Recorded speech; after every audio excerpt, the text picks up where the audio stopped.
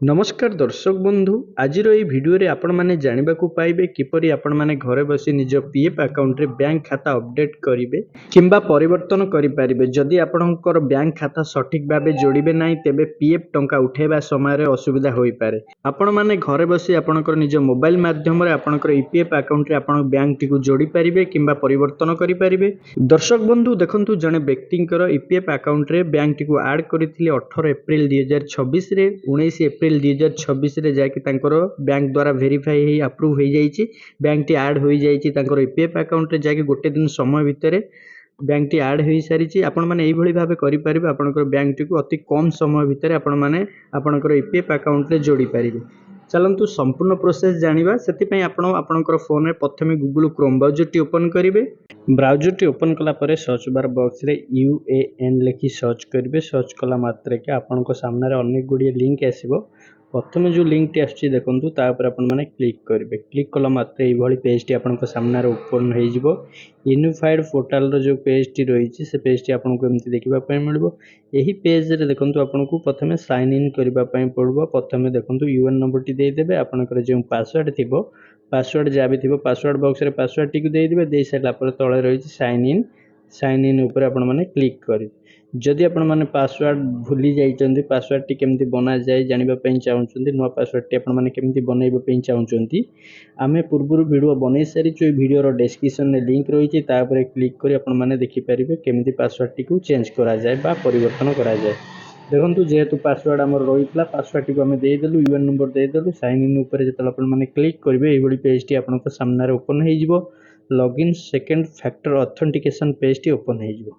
एही पेज रे कोन हबो ना आपनकर आधार सहित जो मोबाइल नंबर टी लिंक थिबो सेई नंबर को 6 अंक रे ओटीपी जाइथिबो। से ओटीपी टी को आपण माने एई ओटीपी बॉक्स रे एंटर कर देबे। एंटर कर सला परे तळे रहिछि सबमिट सबमिट ऊपर आपण माने क्लिक करिवे। क्लिक कला मात्रे एई भली पेज टी आपनको सामने रे ओपन होई जिवो जाकि ईपीएफ रो जो लॉगिन होम पेज टी आपनको एमति देखिबा पय मिलिबो।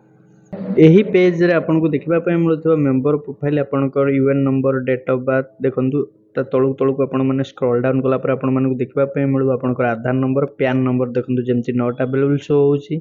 बैंक अकाउंट नंबर मध्य देखंतु जेमति कि नॉट अवेलेबल शो होउची। आपण माने एठु जानि नियंतु जे आपनकर बैंक टी ऐड होई नै आपनकर ईपीएफ अकाउंट रे। जदि पैन कार्ड ऐड थिबो पैन नंबर टी शो करिवो। जदि पैन कार्ड ऐड नथिबो एमति नॉट अवेलेबल शो करिवो। जेमति कि हमर एठी वर्तमान शो करूची देखंतु PAN not available bank account number not available जाकि हमर एई दुइटी जिंस ईपीएफ अकाउंट रे ऐड होई नै। आमे वर्तमान तो ऐड करिबा। प्रथमे तो आपण मानकु मु कहि दोची मु बैंक टी केमति ऐड करिवि। ए जो नॉट अवेलेबल शो होउची बैंक अकाउंट नंबर वर्तमान बैंक टी को ऐड करिया गेले हमर एई पेज रे देखंतु लेफ्ट साइड रे गोटे 3 लाइन रहिची। 3 लाइन ऊपर आपण माने क्लिक करियो। जदि आपण माने मोबाइल रे करूचंती देखंतु एमती 3 लाइन टी आपनको देखिबा पय मिलुथो। तापर आपण माने टच करिवे अनेक गुडी ऑप्शन सब आसीबो। ता भितर रहिची देखंतु मैनेज बोली जो ऑप्शन मैनेज ऊपर आपण माने क्लिक करिवे।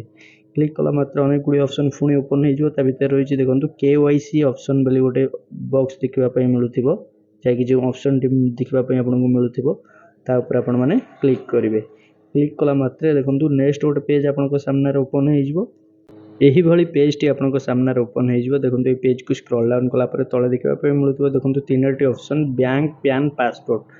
बैंक ऐड करि परिबे पैन कार्ड ऐड करि परिबे पासपोर्ट ऐड करि परिबे। देखंतु जेहेतु हमें बैंक ऐड करिया पय चाहूछु बैंक ऊपर टच करले बैंक डिटेल्स रे जाकि आपनकर नाम आसी जिवो। तळे देखंतु आपन मानको देखिबा पय मिलुथो बैंक अकाउंट नंबर जो तळे खाली बॉक्स थिबो से खाली बॉक्स रे बैंक अकाउंट नंबर टी को आपन माने देखि करी देइ देबे। आपनकर बैंक रो पासबुक दिरे जो नंबर टी थिबो बैंक अकाउंट नंबर तले जो खाली बॉक्स रही आपनकर बैंक अकाउंट नंबर टी खाली बॉक्स रे एंटर कर देबे।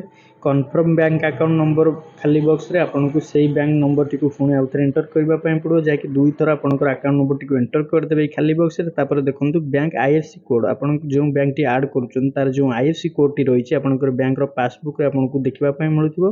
जेतेबेले भी आपन माने बैंक ऐड करूछंती सठिक भाबे रे आपन माने ऐड करंतु किछि भी भूल करंतु नाही। जो अकाउंट नंबर टी आपनकर पासबुक रे रही सेम पासबुक रे को देखिकरी आपण माने आपनकर बैंक नंबर टी को जो अकाउंट नंबर टी को आपण माने ऐड करंतु। आईएफएससी कोड जा भी थिबो आपण माने देखिकरी आईएफएससी कोड बॉक्स रे आपण माने आईएफएससी कोड टी को एंटर कर देबे।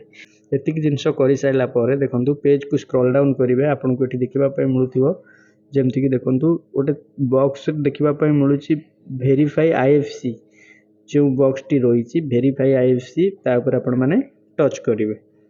टच कला मात्रे देखो आपण सामने एमती प्लीज वेट शो हम आपको किसी समय वेट करने पड़ो। ये गोटे पॉपअप आसो ओके आसो ओके उपर क्लिक करदे आपको देखापी मिले आपंकर ब्रांच नाम बैंक नाम आपंकर ब्रांच जो ब्रांच होता आपको देखापी मिले जो बैंक टी आप आड कर बैंक टी आपको देखापी मिले बैंक नाम देखो जमीक आम स्टेट बैंक ऑफ इंडिया देखा सेमती आपने देखी सारापर पेज को स्क्रॉल डाउन कला गोटे छोट बॉक्स रही क्लिक कर राइट चिन्ह हो तले रही सेव सेव उपर क्लिक करेंगे। सेव उपर क्लिक कला मात्र एमती लोडिंग शो हम नेक्स्ट गोटे पेज आपको सामने एमती ओपन हो पेज आपको प्रथम आपंकर नाम देखापी मिलूँ आपंकर बैंक अकाउंट नंबर देखापी मिलूँ आईएफएससी कोड देखापी मिलूँ बैंक नाम ब्रांच नाम तले गोटे खाली बॉक्स देखापी मिलूँ एंटर ओटीपी आपंकर आधार सहित जो मोबाइल नंबर टी लिंक थी से नंबर को 6 अंकर एक ओटीपी जाइए से ओटीपी टी को खाली बॉक्स ओटीपी टी को एंटर करदे एंटर कर सारापर तले रही सबमिट सबमिट उपर क्लिक करेंगे।